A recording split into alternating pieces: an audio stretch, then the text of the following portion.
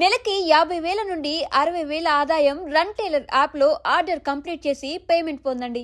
లోటుపాట్లు మీరు ఏం ఫీల్ అవ్వట్లేదు? వెనకాతలకు ఒకసారి వెనక్కి తిరిగి చూసుకుంటే అరే నేను ఆ పొరపాటు చేశాను. పొరపాటు అంటే నాకు పనే ఉందండి. ఇప్పుడు నాకు అంటే గొప్ప చెప్పడం కాదు, ఇప్పుడు నా పక్కన కనీసం ఒక 50 మంది ఉన్న లేడీస్ వేసుంటారు. వాళ్ళ ఫోన్ నెంబర్లు కానీ వాళ్ళతో మాట్లాడటం అంటే షూటింగ్లో తప్ప అట్లాంటి గొడవలు నాకు అసలు ఆ గొడవలే లేవు. నేను నాటకాల దగ్గర నుంచి కూడా ప్రొఫెషన్లో ఉన్న వాళ్ళతో జాగ్రత్తగా ఉండాలి. ఓకే, అది నాకు మా అన్నయ్య నేర్పినటువంటి విద్య.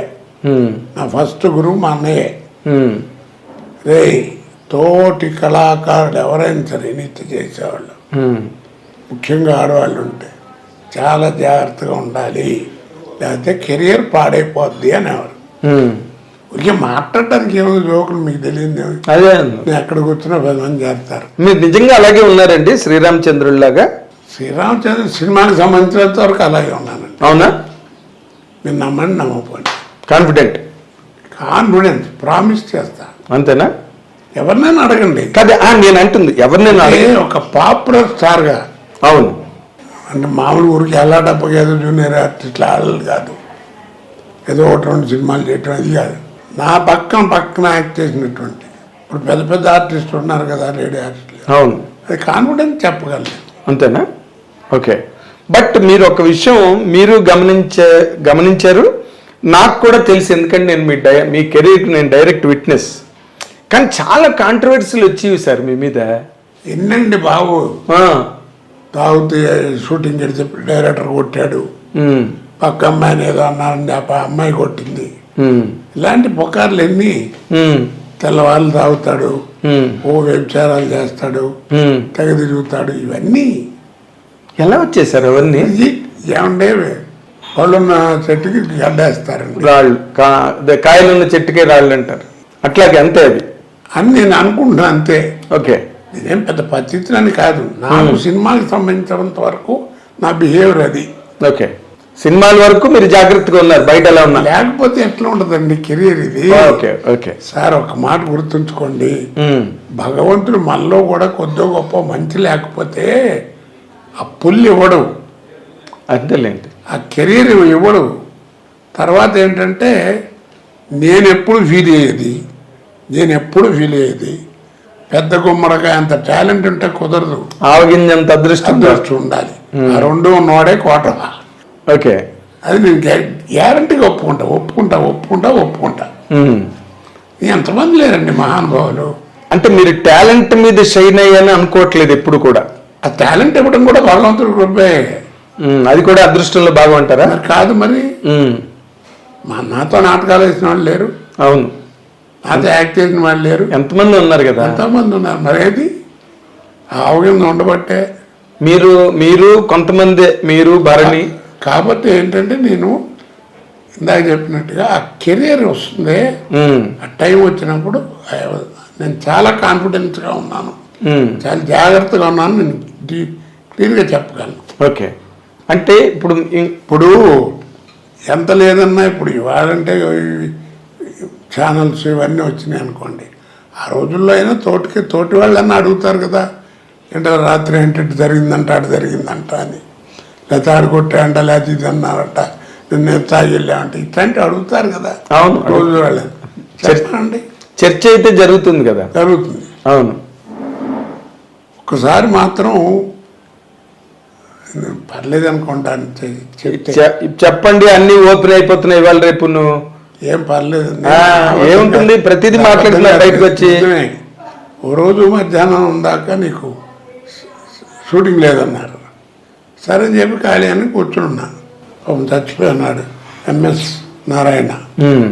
ఏంటి అన్నగారు మధ్యాహ్నం ఎప్పుడో షూటింగ్ ఏది ఖాళీ లేదు అంటారంటే, రెండు అన్నామంటే సరే అని చెప్పి ఇద్దరం కలిసి కాసేపు మందేసి అనుకోకుండా కవర్ చేశారు షూటింగ్కి.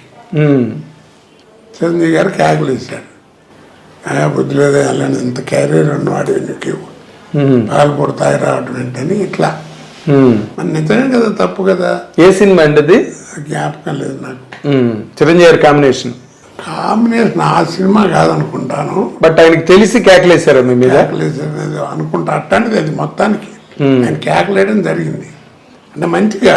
అదేలేండి, మంచి ఆర్టిస్ట్ నువ్వు, అదే కెరీర్ పాడవుతుంది, బడి ఏంటిది 10 మంది చెప్పుకుంటే ఎంత అసహ్యంగా ఉంటుంది అని కేకలేశాడు. అదే మీ అభివృద్ధిని ఆశించి చెప్పిన అంటే మొదటి నుంచి బాగా. మీకు చిరంజీవి గారితో అటాచ్మెంట్ ఎక్కువ అండి? అటాచ్మెంట్ నేను ఎవరి ఇళ్ళకి వెళ్ళనండి. నా దగ్గర ఫోన్ నెంబర్లు కూడా లేవు.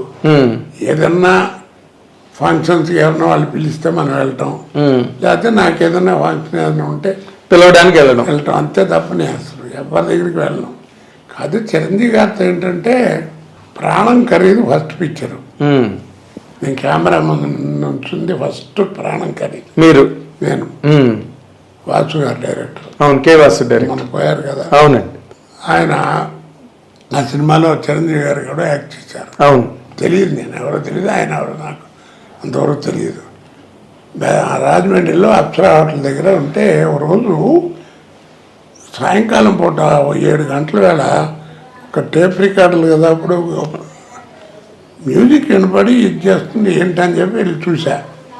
వరండాలో అయిన చిరంజీవి గారు మెడలో ఆర్టిన్ మార్కు ఆంజనేయ బెల్ట్ ఉంటుంది, చైన్, ఒక చిన్న లంగోటి కంటే కొంచెం పెద్దది డ్రైవర్ లాంటిది వేసి మ్యూజిక్ పెట్టి విపరీతంగా పిచ్చిగా డ్యాన్స్ చేసేస్తున్నాడు.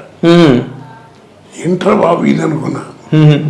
అప్పుడు చూసా ఆయన్ని మొట్టమొదటిసారి చూసింది అది.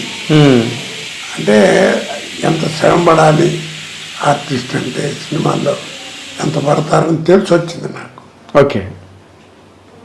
అప్పటి నుంచి ఆ తర్వాత ఆ సినిమాలు అప్పుడప్పుడు మాట్లాడడం, తర్వాత నేను కూడా యాక్ట్ చేశానండి ఆ సినిమాలు అంటే అలాగా ఆయన అంటాం.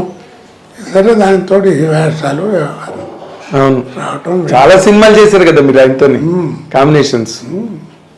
ఫస్ట్ ఆయనకి ఆపోజిట్ ఫిల్మ్ చేసింది ఫస్ట్ పిక్చర్ 786, ఖైదీ నెంబర్ 786. ఆయనకి ఆపోజిట్ చేసింది. ఓకే. దానికి కూడా చాలా సెలెక్షన్, వ్యవహారం, ట్రస్ట్ చేస్తూ చిరంజీవి గారు అందరూ చూడటం, ఇది ఓకే చేసుకోవడం. ఓకే. అంటే దానికి ఇంకొకరిని ఎవరినైనా అనుకుని మీరు వచ్చారా లేకపోతే? ఆ విషయాలు నాకేం తెలియదు. ఓకే. మొత్తానికి ఓకే.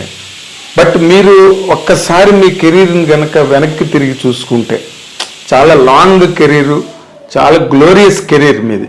అంటే కోటలేందే సినిమాని ప్లాన్ చేసుకోలేదు ఎవరు, నాకు తెలిసి ఆ విషయం.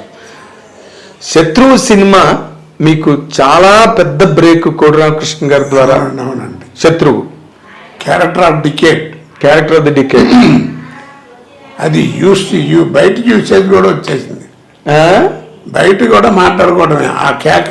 అవును. ఇప్పుడు ఏదైనా కార్డ్స్ ఆడేవాళ్ళు ఉన్నారనుకోండి, పేక మొక్కేయలేదు, బా తొందరగా మొక్కారా బాబు చంపేస్తాడండి వీడు, ఇలాగా ఒరిజినల్ గా మాట్లాడేది. ఈ హోటల్లో జలపాతాలు ఎవడు పెట్టాడు రా బాబు అని ఇలాగా, ఈ ఫోన్ ఎవడు కనిపెట్టాడు రా బాబు అని, దాన్ని అలా అది మామూలు జనజీవితంలోకి వచ్చేసింది ఆ మాట, వచ్చేసిందండి. చాలా మీరు ఒక మంచి మాట చెప్తానండి, ఇన్ని వేషాలు ఇలా కనపడుతున్నాయి కదా, ఒక్క వేషం కూడా ఒక రోజు ముందు పిలిచి నాకు చెప్పింది ఒక్క వేషం లేదండి. నిజంగా భగవంతుడు ఎంత ఎలాంటి మరి జీవితం ఎలా ఇచ్చారు చూడండి. ఒక్క వేషం ఒక అరగంట ఎంత వెళ్ళటం, పక్కన కూర్చోండి ఇట్లా అనుకుంటున్నాం, కోటగారు మీకు కూడా ఏమైనా బ్రెయిన్లో ఏదైనా ఉంటే చెప్పండి, బాగుంటే పెట్టేద్దాం, ఇరికిద్దామని ఇంప్రూవైజేషన్ చేసుకో తప్ప వెళ్ళిపోవటం. అంటే మీరు ఒక అంటే నేను ఎందుకంటే ఇంకో ఎంత చెప్తాను నేను, కొన్ని సినిమాలు పేర్లు చెప్పకూడదు, పైవాడి డైలాగు కిందవాడి డైలాగు ఉండేది, మధ్యలో కోట లేకపోతే క్యారెక్టర్ పేరు ఉండేది కదా, కోట చూసుకుంటాడని రాసేవారు. అది డైలాగ్ మీది. అక్కడ డైలాగ్ కోట చూసుకుంటాడు అన్నది మీ డైలాగ్. మీరు వచ్చి ఫిల్ చేసుకోవాలి, ఫిల్ అప్ ది బ్యాంక్స్. అంటే పెద్ద పెద్ద వాళ్ళ చిరంజీవి గారు హీరో అలాంటి సినిమాలు కాదు, ఒక మీడియం రేంజ్ సినిమాలు ఉంటాయి కదా. అవును. Medium range. మీరు మీరు మీ కెరీర్లో సరే కాదు, నన్ను ఎప్పుడన్నా ఒక 5-6 సినిమాలకు మాత్రం ముందు పిలిచి మాట్లాడారండి. అది ఏంటంటే బట్టదల అయ్యిండ్రు చూడండి, న్యాచురల్ జంజాల్ గారి సినిమా వాటిలో బట్టదల, అవును జయకృష్ణ గారు వాళ్ళు పాడు, వాళ్ళు అంటే యాక్చువల్ చేయించారు క్రాఫ్ అలా బట్టల్లాగా. మాకు న్యాచురల్ ఏం కావాలండి, విక్కులు పెట్టాను. అప్పుడు పిలిచి ఏమేమి సినిమాలు ఉన్నాయి, ఏంటి, ఎక్కడ గ్యాప్ వస్తుంది మీకు, ఏంటి ఆలోచన చేశారు. ఓ 3-4 సినిమాలు